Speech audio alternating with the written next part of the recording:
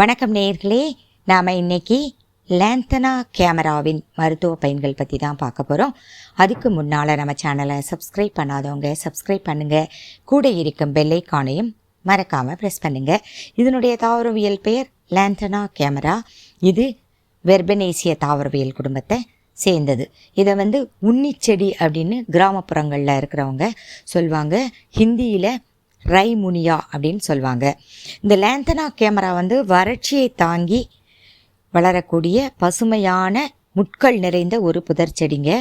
இது 3 மீட்டருக்கு மேலே வளரக்கூடியது. இது நம் நாட்டில் பரவலாக ஈரப்பதம் உள்ள இடங்கள், புதர்கள், சாலை ஓரங்கள், வேலிகள் போன்ற இடங்களில் தானாக வளர்ந்து காணப்படுகின்ற ஒரு செடி. இதனுடைய மலர்கள் கொத்து கொத்தாக பார்ப்பதற்கு அழகாக இருக்கும். சிவப்பு, மஞ்சள், ஆரஞ்சு, ரோஸ் ஆகிய நிறங்களில் இருக்கும். இதனுடைய காய்கள் உருண்டையாக பச்சையாக சின்ன சின்னதாக இருக்கும். இது பழுத்த உடனே ப்ளூயிஷ் பிளாக் கலருக்கு மாறிடும். இந்த பழம் சாப்பிட்றதுக்கு இனிப்பாக இருக்கும். கிராமப்புற சிறுவர்கள் எல்லாம் இந்த பழத்தை உன்னிப்பழம் அப்படின்னு சொல்லிட்டு பறித்து சாப்பிடுவாங்க.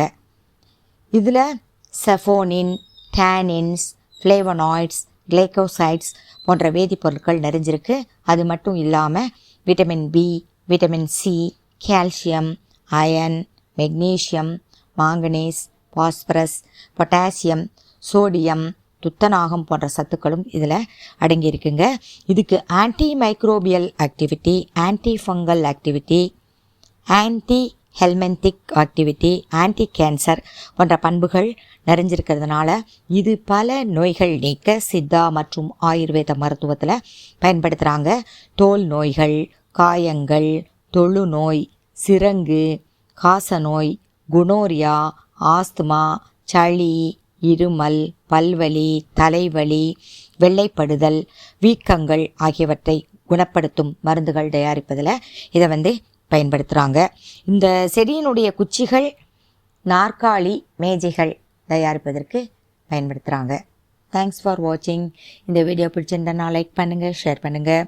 மீண்டும் ஒரு மருத்துவ மூலிகையுடன் உங்களை சந்திக்கும் வரை உங்களிடம் விடைபெறுவது உங்கள் டாக்டர் ரேவதி பெருமாள் சுவாமி.